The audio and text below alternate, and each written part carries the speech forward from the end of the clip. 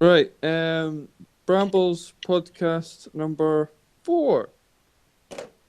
Um, Guest star Jonathan. Hello, hello, hello. Um, we will be talking today about the wonderful world of anime, TV series is Rick and Morty and Brooklyn Nine-Nine and stuff, and also drama. Um, so from the point of view of someone who doesn't know a thing about anime, what is it? Well, I wouldn't say that either me or Lewis don't know a thing about anime. I know. I don't know a thing. I don't know. I've never seen an anime in my You've life. never seen anything. Okay. Never What seen does it anything. mean to you when someone says the word anime? Hentai. Oh, God. So that was quick. Okay. You invited me on this podcast. I knew it would be a bit of a rough house, but that was straight in there. Okay. Worst part is, he's barely wrong. Oh, is it not far off from it though? Is it? Is it? It depends on which one you watch. Are they different types? See. Well, I mean,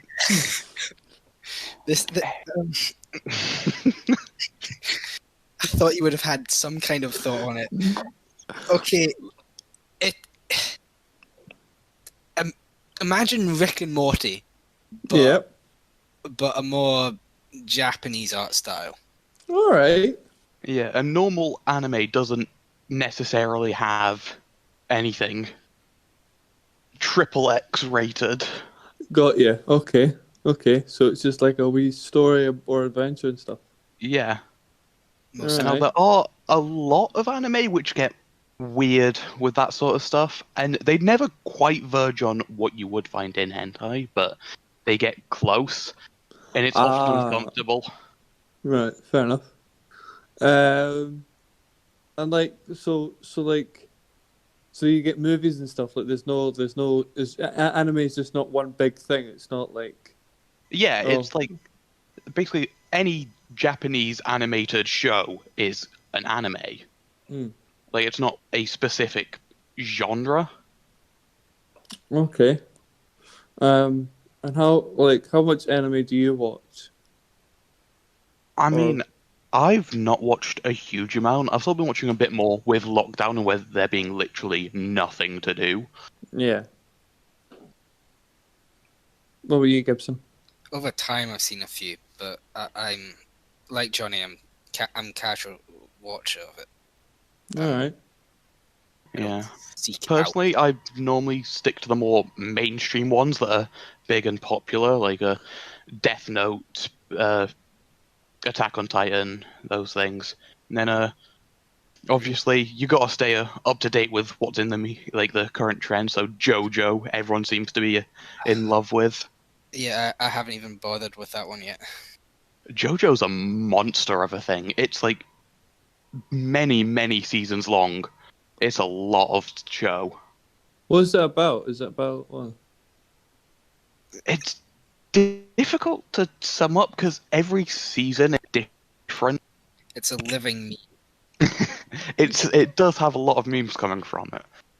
All right. Basically, the sum of it is there's the Joestar family is that family is the main character of each season. Their name normally gets shortened down to Jojo. So the first one is Jonathan Joestar, and then his son's like Joseph Joestar, who's the star of the second season. And basically, in each season, one of the sons has to fight off some sort of supernatural evil, effectively. All right. And so it's Oh. sort of like the first season, it's pretty much vampires, and then in the second season, it's vampires, but from ancient Greece. And it sort of goes on in that sort of pattern. Not ancient Greece, ancient Egypt. Wow. Ancient Egypt, okay. So it is, yeah, because it is weird, like Rick and Morty, because Rick and Morty is like completely different things and more Yeah, it's structured to it. very bizarre. Yeah. And a lot of anime is like that, because a lot of it is just, let's take this very weird concept and just make a show from it. Ah. And And like, sometimes that turns out brilliant. Like Death Note is fantastic, and that's just what if there was a book, and if you write someone's name in it, they die in real life, and it's a oh, brilliant TV show. Yeah, oh, it's an old one though. It is. It's one of the older, like bigger animes, quite well known. That's excellent. But then there's also weird ones like I believe there's one on Netflix that's Girls und Panzer, which is Oh God, I know which one you're talking about. I believe the pitch for that was we need another idea for an anime. What do we do? And then one person goes, anime girls being cute. Yeah. And another person goes, that's brilliant, but we've done that before. We need something else. What should we add? How And about then somebody in the back stands up and goes, I've got it. Anime girls being cute in tanks. And that's the show. That's Yeah. the entire show. it's someone who's probably got clearly far too in World of Tanks and part of an anime production team. Yeah. wow. There's clearly two completely random areas of like common knowledge that have collided into that show. Yeah, it's insane. So it's just some like random stuff that they've put together, and Yet so much anime is just somebody's had a weird idea for what they could do for an anime, and they've rolled with it. They And there's, just like- keep going. and it's completely different from like anything else. It's just like they have their own structure. Like one Yeah. moment, It's a full-on TV show that just revolves around this basic premise, and it's weird.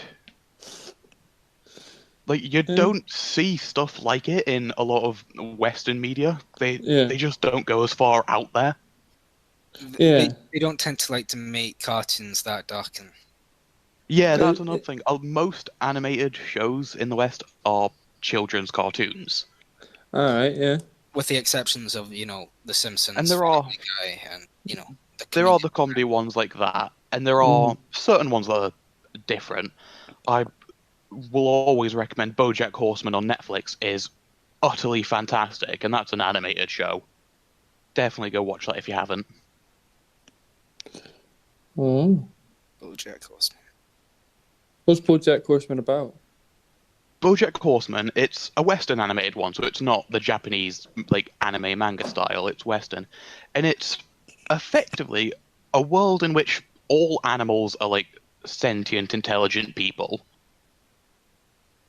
and it looks into the life of the main character, BoJack Horseman, who is a aging film star, and it basically follows his struggles with the bad things he did in his past, his addictions to drugs and alcohol, the mistakes he's made, people he's hurt, and it goes on like that for several seasons. And it's honestly beautiful. It's some of the best TV out there at the moment. It should be noted that the animals are the people who are metaphor like animals. They're not looked at as animals, and they have nothing to do with being animals. It's just... they are effectively people, but they're animals that stand upright. Ah, right, yeah. They're all mostly human size. Like that doesn't feel like a big plot point except for certain jokes. Ah, okay. Okay. And they just and it's just like a normal TV series, however. Yeah, it is. And obviously being animated, it allows them to do certain things that you would not be able to do in a live shot thing. Yeah. Yeah. I mean, there's some things that like on Rick and Morty or The Simpsons and stuff where that you wouldn't get on a normal TV Oh yeah, series. I mean, I'm always a fan of animated shows because the limits of what you can do compared to the budget that you have is so much larger than in actual live shot stuff like film and TV. Yeah. There can be so much more imagination in every episode because you just draw it. You don't have to build massive models. You don't have to film on green screen. You just draw frame by frame the way you would normally. Oh. It gives you the imagination you could have with stop motion, but make it so much easier, and it's much easier to produce. Yeah, that's true. Fair enough. And like, how popular do you think it's becoming? What? Yeah, anime. Like I've always wanted to watch it. However, I've never thought that it was something good. However, now that it's becoming on Netflix and stuff, I've now considering watching it now. If you're going to watch it, you need to be careful in which one you start with, because it will either make or break your experience. Yeah, that's an important point. Like, I'd say, as for its popularity, I'd say in recent years it is becoming more and more mainstream. Mm-hmm. As you say, streaming services like Netflix, more and more anime is popping up on there. More and more, there's like a new Netflix exclusive anime series that they've made themselves for Netflix, and that's pretty good. It's another one that's a weird concept. It's B-Stars, Oh. and it's another like BoJack. It's one where all the characters are animals, but like intelligent. They don't treat each other like wild, and it's Japanese anime style, so it's a bit more cute and fluffy, and there are times where it looks a bit furry-esque, which is a bit weird. But if you can get past that, it's a pretty good story. Yeah. Yeah, but anime is becoming more and more popular in mainstream media. Mm-hmm. But as for starting out, as Lewis said, you definitely need to be careful, because you watch the wrong one first, and you'll never want to watch another anime again. Okay, so what for someone who's starting off anime, what would you advise that I watch? Ooh, One Punch Man. One Punch. I've One heard Punch about Man's One solid. Punch Man. Yeah. And I've is it never as in really gotten into it, but it is a big one. It's a good one for getting someone who's more culturally Western yeah. into an anime. Yeah, the style is a bit. It's not as exaggerated as a lot of animes are. It's also a lot more familiar. Mm-hmm. Yeah. Mm. Yeah. I mean, because and is it like what the whole name suggests? It's like he's a one punch man, one punch. Yeah. Yeah, the whole premise is the main character, basically trained to become a superhero to defeat monsters. However, he trained so hard and so much that eventually he reached a point where he would defeat anything that attacked him with one punch. And at first, for being a superhero, that's fantastic. It's great, it's easy for him. But over time, he kind of lost meaning in his life, because everything he did, it was one punch done. There was no enjoyment for it anymore. Yeah. Mm. It's one of those animes where it's like such a weird concept taken to the extreme, and it's really good.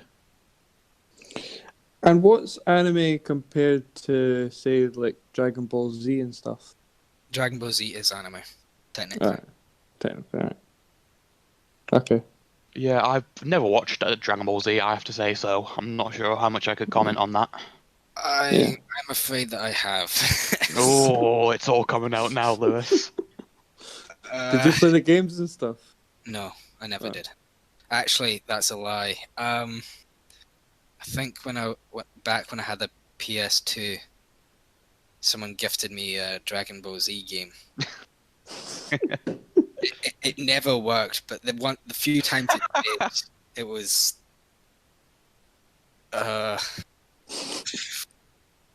unexpected. Is how I'll end that. An unexpected gaming experience. That's what you want from a game. You want it to be unexpected what would happen whenever you loaded it up. Half the time you don't know what you're doing. You don't really get a grasp of what the controls are, and no matter how much you try to stay on the ground, your character will always somehow end up in the air fighting. Yeah, I've never watched Dragon Ball Z, but from what I've picked up, it seems to be one of those animes that just it kept on going, and the lore and the world kept on getting bigger and bigger and deeper and deeper and greater, and it just seems to be a bit of a behemoth nowadays. I watched the original one, and then once it got into like GT, I stopped. I couldn't be asked watching it anymore. Most seasons it takes too long for a single fight, and it gets to a point where it's just agony to keep watching it because the story moves so slowly, and Fair enough. it sounds like I'm ripping on it. Yeah, it does a bit, has to be said. It's probably because The one fan of Dragon Ball Z who's going to watch this is going to murder you in the comments. it's because I'm kind of am, but the way I would describe it is it's Is it like Mortal Kombat? it's entertaining. Hmm. But if you can't watch it for the story, or else you'll be there for an entire year before you get anywhere close to the end. So it's entertaining, but not for the story. No, not for the story. Like the first season, I would say it would probably be quite good for the story, and it's fun, it's entertaining, it's stupid, and then it just gets bogged down in just in Goku powering up and fighting. That's it. Fair. Now that sounds like the opposite of my kind of show, one that's all about the big action scenes and doesn't care enough about the story. Yeah. Also, if you're like a little sensitive to the light like I am, you need to take it carefully. Oh, lots of bright flashing colours. Yeah. Ooh, that's fun. I mean, I remember when I played the Game Boy version of Dragon Ball Z, and I literally played like 5 minutes of it, and then I went, "Oh, no, I can't be arsed with this." All it is just cutscenes, and that's it, really. You must have played a very different game than I played. The game I was playing, I couldn't tell if it was strategy or button mashing. Oh, that's excellent, when you can't even tell what genre of game you're playing as you're playing it. Some of it seems like it has a strategic element to it, and then other times it's just button mashing. And flying in the air for no reason. Sure, I think that's what most of Mortal Kombat is. Not Mortal Kombat, Dragon Ball Z. Yeah. Just characters flying around, hitting each other very quickly. Basically. Yeah. Be quiet so they don't get angry. Oh. Yeah. Any other recommendations for what Josh might want to look at first, anime-wise? Ooh. If he's thinking of getting into it? Attack on Titan gives you a good look into the dark versions of it that can come out of it. Yeah, that's true. Because there are a lot of dark animes that are very gritty and not... Like, a lot of anime is the very bright, sparkly anime girls, etc. Yeah. But there are a lot that are a lot more dark and brutal for it.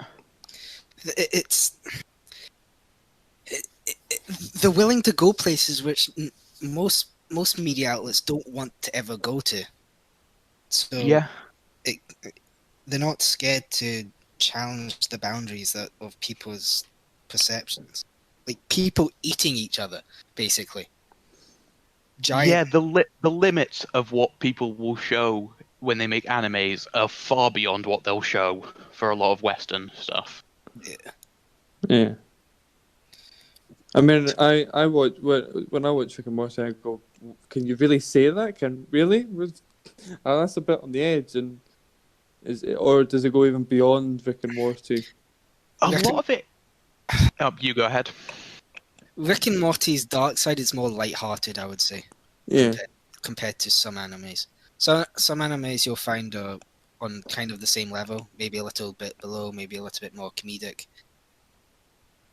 I'd say when it comes to the extremes of what they do, a lot of Western stuff is more pushing the extremes of what they can make their characters say, Mm.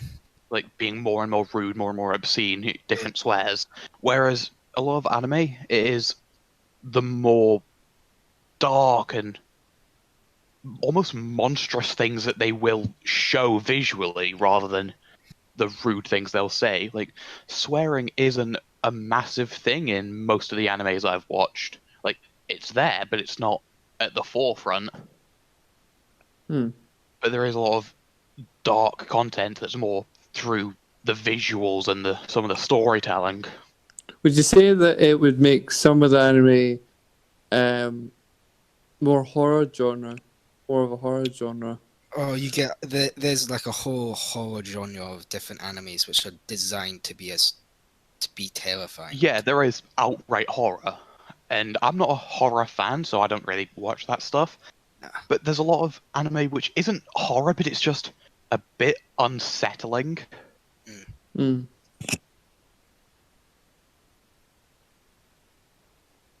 And So, like, yeah, so it's like, it's yeah, so it's not really horror. It's just like, You'll get anime isn't really a genre in itself. It's a media outlet basically, and within that media outlet there will be multiple genres. Yeah. right. So if I you think- think of a genre, there'll probably be a genre of it in anime. Mm-hmm.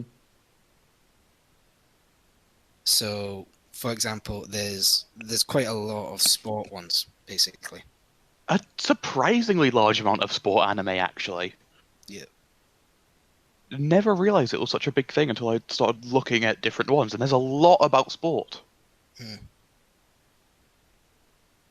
Well, it's just so it's like the career of like a guy doing swimming or something like that.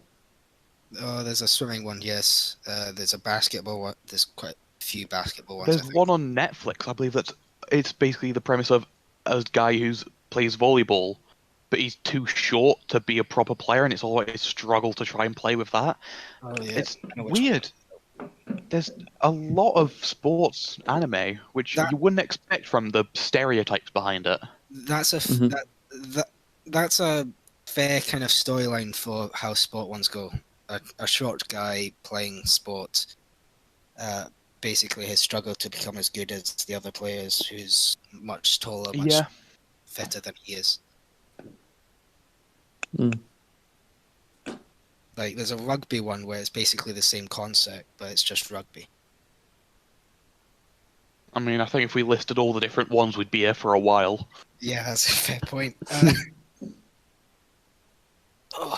Yeah, I'd definitely say pick something up to watch it from anime, because once you get into it and learn that while there are a lot of weird and bad things in anime, there are a lot of good shows in there as well.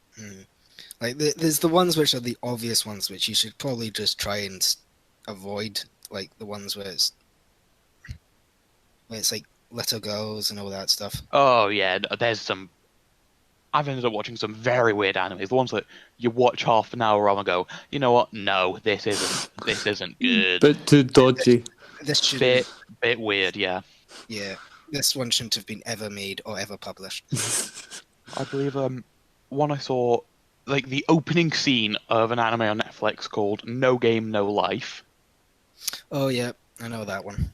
And if I remember correctly, in the opening scene, it shows the two main characters and introduces them. Yeah. And it lists that the main character is a teenage boy, and he's got a younger sister who I believe it outright says that she's like 13 or something like that. They won't ever tell you the age for legal. No, they actively tell you that her age is like 13 or like 14, something like that. God. And the very next camera shot is of her underwear. Yeah. Oh And Jesus! that's an immediate like, nope, that's the sort of anime this one is. Stop watching it.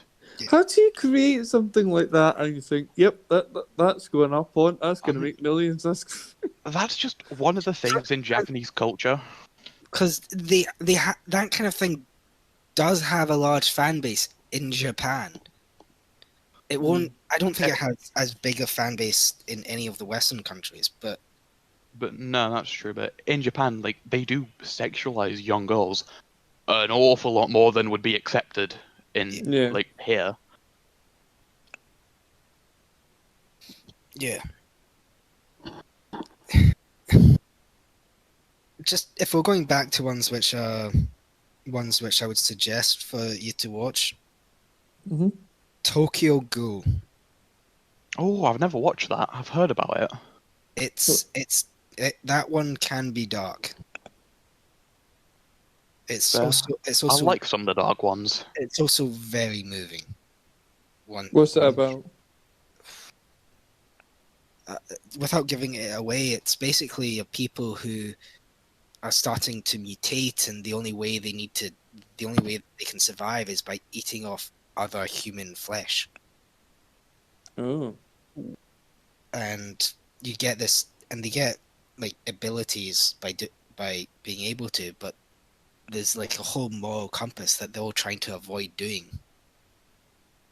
They like they try to get donations from people, and they have like it's a huge storyline with I think 2, maybe 3 seasons. Ooh, that sounds good.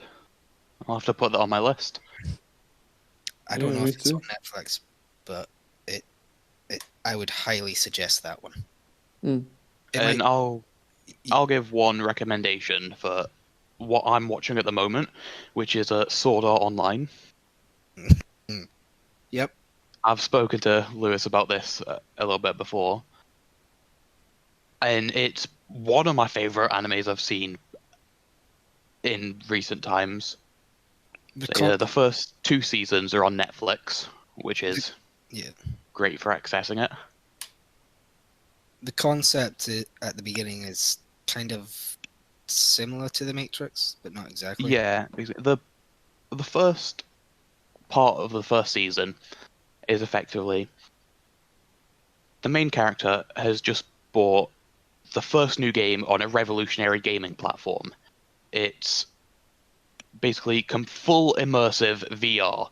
You put the helmet on, you load up the game, and you are effectively transported out of your body into a digital world where you have full control of your character in this game world, but you can't move your body in real life until you log out. And this new game has launched. It's Sword Art Online.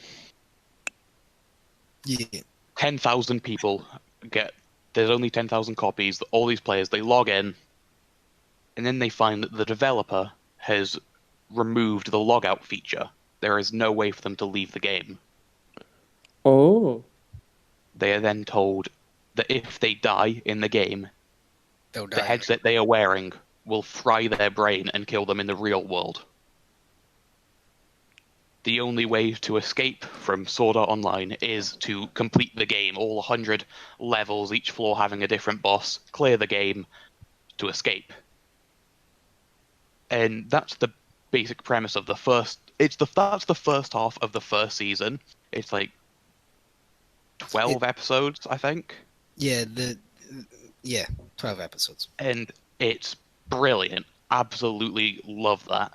It then goes on for another 12 episodes of that season, and then the second season, at which point it kind of gets a bit lost, I feel, in parts.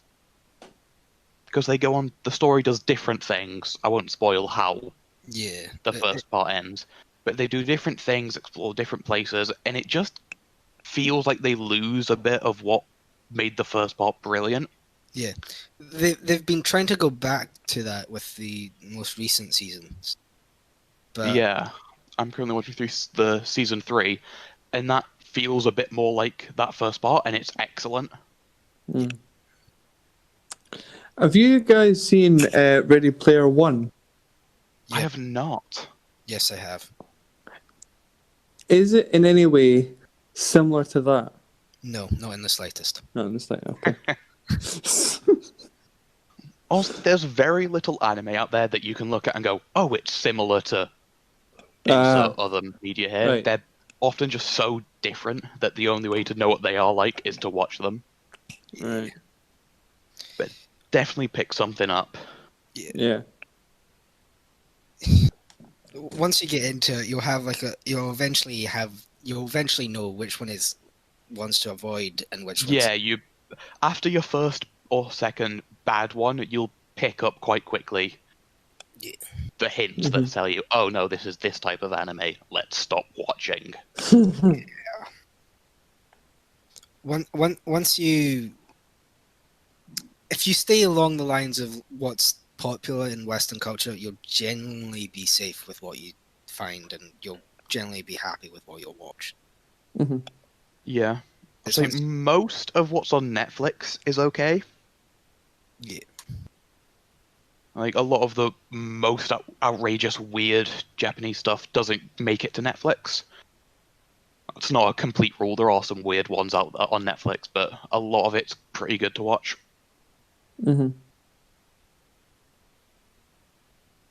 Okay. Well, I'll give them a watch. I thought originally, because when I first thought of anime, I kind of thought they were going to be like rip-offs of the Western. However, they're completely No, different. absolutely not. It's not a genre. It's just a whole medium of like television and movies.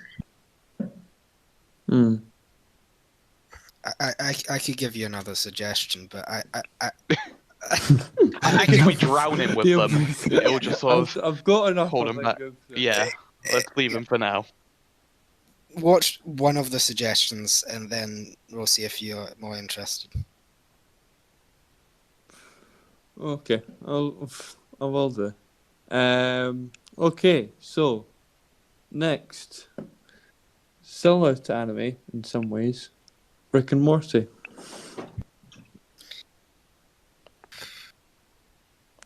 Where do you Now, yeah, where do you start with Rick and Morty? I mean, I think we start with how you've just said that it's similar to anime. And I get that it's because it's an animated show, but no. Okay, it's more outrageous than your standard stuff. I don't know. South Park has had some really outrageous. Oh yeah. Forgot about South Park. But I used it to give you a kind of sort of context, Yeah. even though they are very different, the two of them. Mhm. But Yeah. Yeah, Rick and Morty. Rick and Morty's a weird one. Because, personally, I love the show. I think it's brilliant. However, there are a certain type of people who enjoy Rick and Morty and seem to think that liking Rick and Morty makes them better than other people who don't like it. Oh yeah. you somehow have a higher IQ. The whole, oh yeah, you have to have a high IQ to understand Rick and Morty. No, you don't. You don't need to know about science and understand the concept of parallel universes. That's not. No. No. Yeah. No.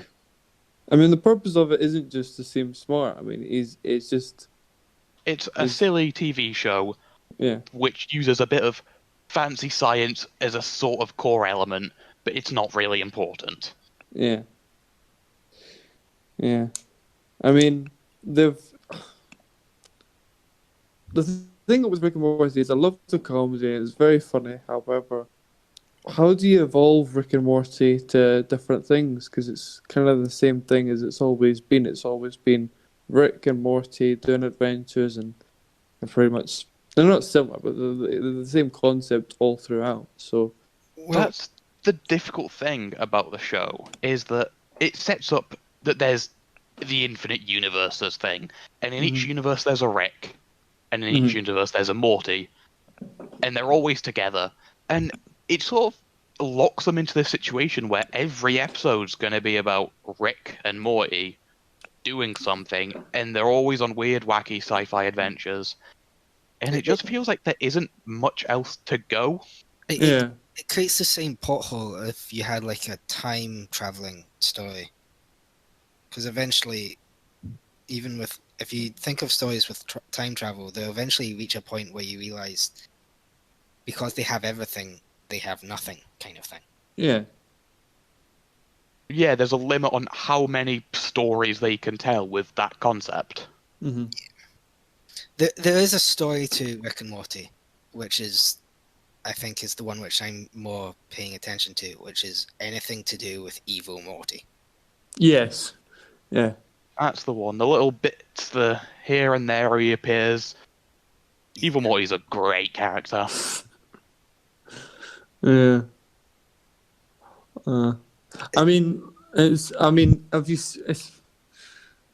It's like, have you seen the co-creator of Rick and Morty's creating another TV series similar to Rick and Morty on, I'm not sure what it's on, Hulu or Netflix or something like that. I don't know. And I think that's the only way that they can evolve it. They just start again and do something new. I mean, I think they still have stories to tell. Like, I think they will still have somewhere to go with Evil Morty. I think there's Yeah. more there, but I think there's a limit on it, which sounds weird to say in their universe where there are infinite possibilities, that they've got a limit on what they can do with the story. Mm-hmm. Because like they could come up with infinite locations and worlds for Rick and Morty to visit. Eventually, it'll start to feel a bit samey. Mm-hmm. Yeah. Like, it reminds me a bit of Doctor Who, in that they can go anywhere, anytime, any place. And Yeah. Doctor Who keeps it fresh by every couple of seasons. They just revamp it. Yeah. Killing off the Doctor, and then you Yeah, just got the a new Doctor one. regenerates, new actor. The companions die or leave or get changed or whatever. New companions. The TARDIS change, the outfit changes, the tools change, and it is still the basic same concept, but it's changed so much that it keeps it fresh and interesting. Mm-hmm. And once it becomes too old and not really interesting anymore, it's like I mean, are you a fan of the new one? Oh, I think the new one's interesting. It's going very slowly, though. I Yeah. like Jodie Whittaker as the Doctor. I think she's excellent as it. I just think that there's a lot of bad writing at the moment in Doctor Who. Mm-hmm. I think there has been for a while. It's not like this, like David Tennant when that was like everything was great and yeah. Well, the thing is this is one of the big differences between British TV and American TVs is the way they're written. American TV shows are normally done with a writer's room where you get all the writers together and they run out ideas, talk it through. And for the most part, you end up with scripts for each episode that are pretty good. Mm-hmm. And so there's a level of consistency in American TV shows where they're not always great, but they're very rarely dreadful. They're just sort of in the middle. British TV, however, particularly earlier, like 2000s, was normally done where a writer would go out and write an episode for the show. Mm. And this makes the quality of episodes wildly inconsistent. So you can end up... I've been rewatching some of the old Doctor Who, and you can end up with some episodes which are fantastically brilliant. Like Blink is one of the best episodes of Doctor Who. The Weeping Angels, the most terrifying creature. Most well known one is Fantastic. And then you get some episodes which are just garbage. like, yep. Yeah. And there's no other way to put it. I mean, remember the one where like the fat fell off people? I mean, I looked at that and I went, really? That one. Yeah, there's some that are just so weird and so not right. But that gives it the charm that when you watch the old Doctor Who, you know you could get something comically bad, or you could get something brilliant. And there's not really any way to know what you're getting into. Mm-hmm. However, in the recent episodes, it feels like they've gone more to a writer's room style of it, because every episode feels a bit samey. Mm-hmm.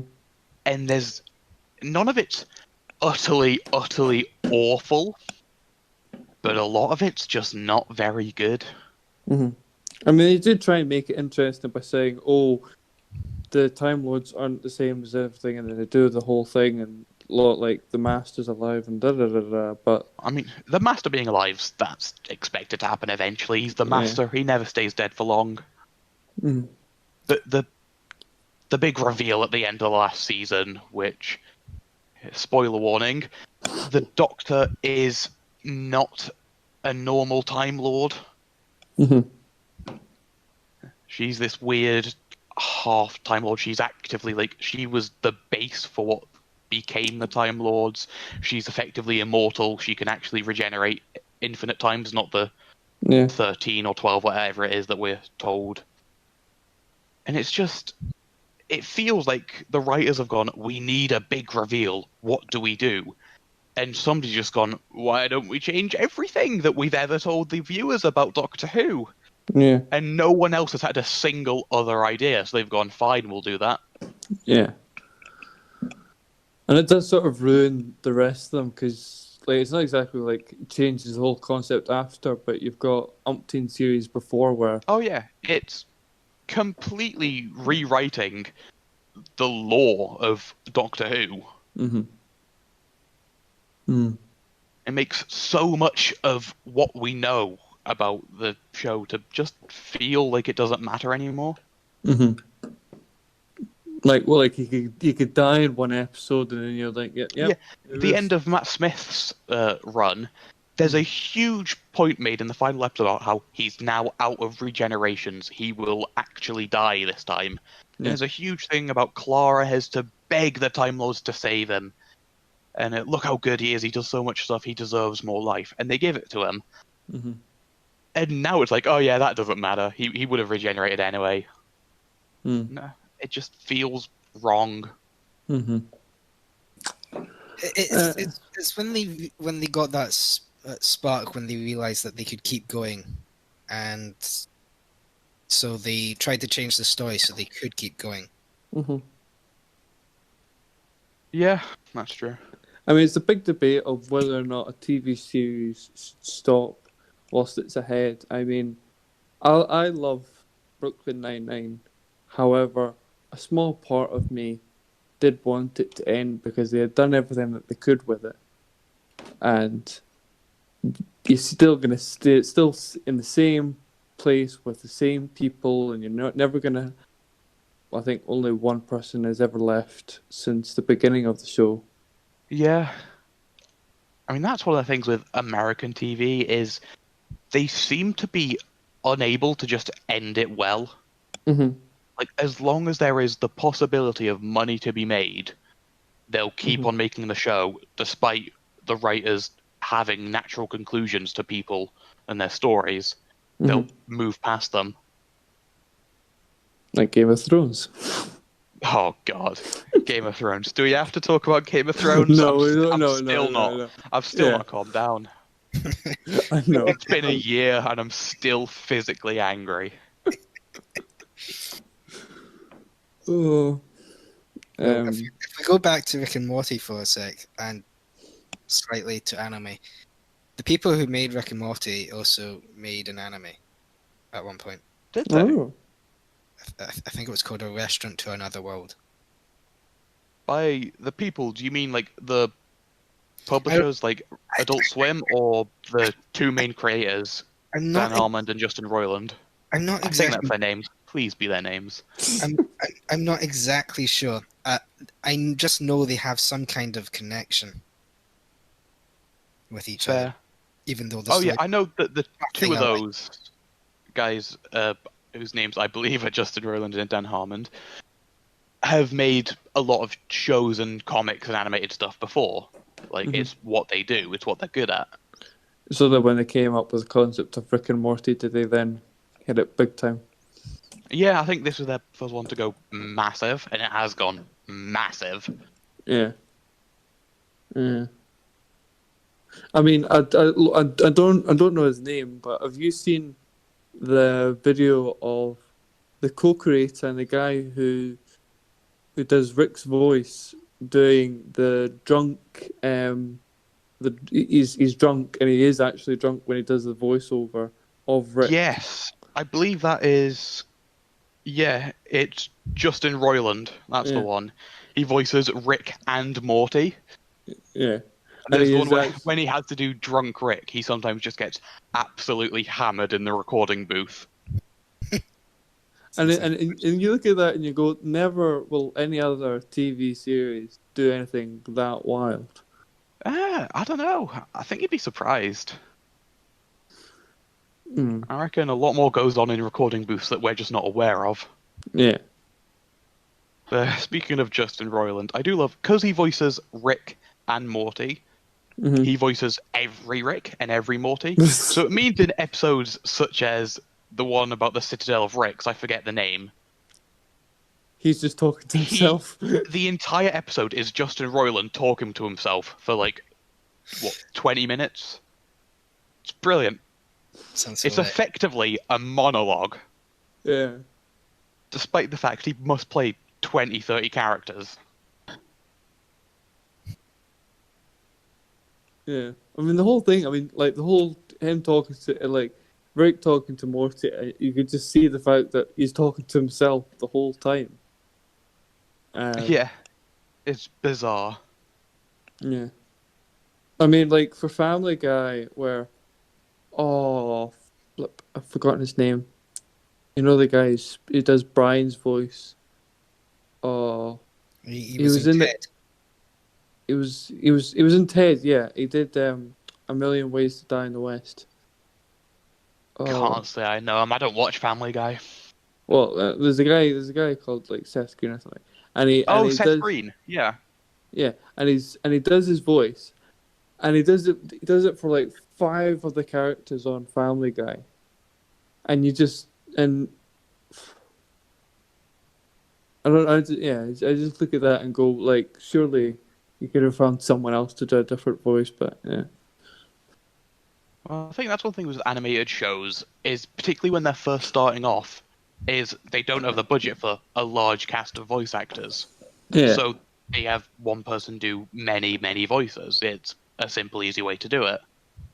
hmm, And if after a season it goes big, like Family Guy and that does, they don't want the voice of half the characters to just randomly change.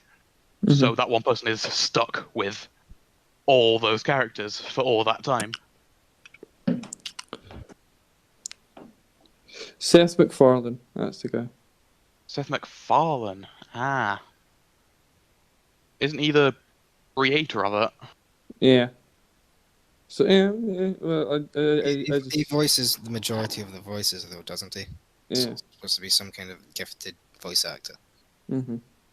And it does American Dad as well and stuff.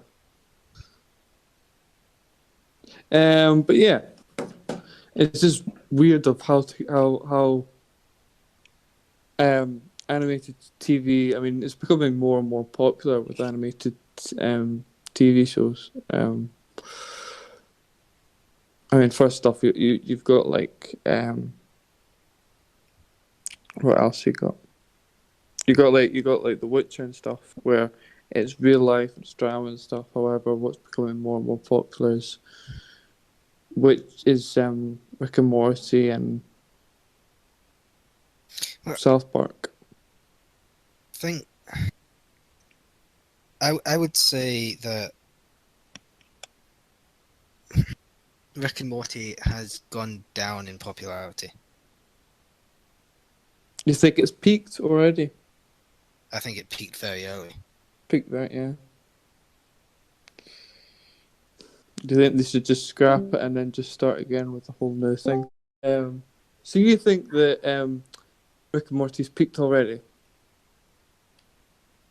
Johnny. Ooh, I'm not sure about that. I think it's hard to tell at the moment. I haven't seen the most recent like episodes. Mm. I think I don't know honestly. It's hard to tell. I just think that like I think that they hit peak was when they did Get Swifty. Uh, I would say that is when they becoming popular. Yeah. Yeah, I'd say the first 2 seasons were excellent. Hmm. I'm saying I think there's a lot of good stuff since then, though. Yeah. Yeah, it's been good, but it's just kind of like, where do you go from there when you've got to now do something just as good, if not better? I guess we'll just have to see. Hmm. But while we're talking about Rick and Morty, I need to know, Pickle Rick, do you love it or do you hate it? Oh, I could take it or I could leave it, if I'm honest. Okay, at the Lewis is on the start, fence. Josh, at the start when I watched it, I thought, oh, it's pretty naff. But now I laugh every time I watch the episode. It's the funniest thing I've ever seen. I think it was weird when it first happened, but it's been memed so much Yeah. since then Yeah. that it's almost a joke in itself. Hmm. Yeah, it was basically them making a joke at the fact that that fans will make a joke about Rick in every way, and then now it's been over memed to a point of exhaustion. Yeah, that's true. Yeah. But I just think it's hilarious how absurdly memed it's become. Mhm. Like, I'm sort of like Lewis. I don't particularly love or hate it, which most of the internet seems to decide is impossible. You must love or you must hate the Pickle Yeah. Rick. You must love or you must hate it. Yes, there is no in between. Bow down to your new pickle overlord. That's the one. Yeah.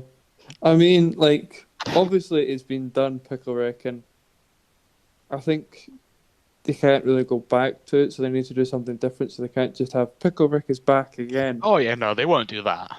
Yeah. Like, I don't think that's not something they normally do. Is go back to concepts. The only time they really do that is with the whole like almost clip show style ones with the interdimensional television, and then Yeah. the one with Yeah. the memories. Mm. Yeah. But they're pretty good at keeping things fresh. Every episode's doing something different. Mhm. Yeah, I think they've still got a lot of fuel in the tank with that show. I don't think it's Huh. old anytime soon. They're very talented, and I'm not. They'll keep going and they'll keep their fan base, but I'm not sure if they'll grow as drastically As it did. as it did. Yeah. How many series do you think it's got left in it? Oh, they're on 4 at the moment, aren't they? Yep. Yeah. I reckon they've probably got at least another 2. Gibson? Didn't they say at one point how many seasons they wanted to do, and then part of me thinks that my prediction would be that they will aim for that goal, which was like some ridiculous number. Yeah, they did say that they were working on like 50 episodes at one point. I remember that. There was a new thing like a year or so ago that they were currently in production of a huge number of episodes all at once. So then they could just make a joke out of that small thing, kind of thing. Yeah. But Yeah, but I think there's plenty of Rick and Morty to come. yeah, they'll make a lot more. I just don't see their fan base going much bigger than they already have it. Yeah, I think in terms of mainstream media, they've probably hit their peak. Yeah. Like, I don't think they'll do anything that'll get as much coverage as Pickle Rick. Yeah. Unless if they decide to bring out Szechuan sauce again. Oh my god, the Szechuan sauce. Unreal how that happened.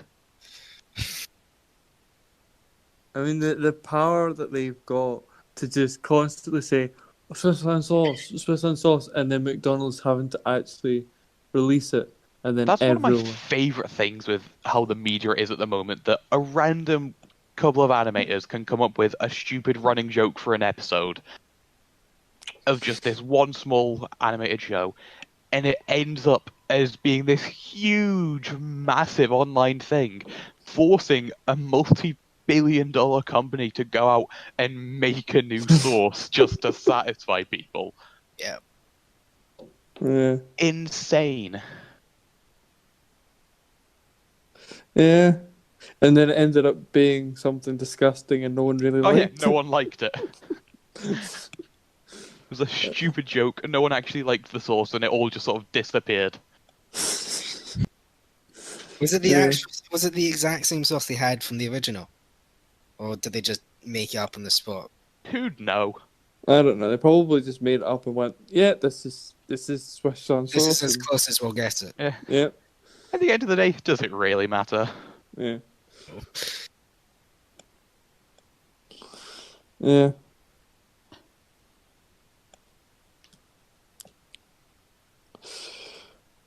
What else? Who's it? I mean, it's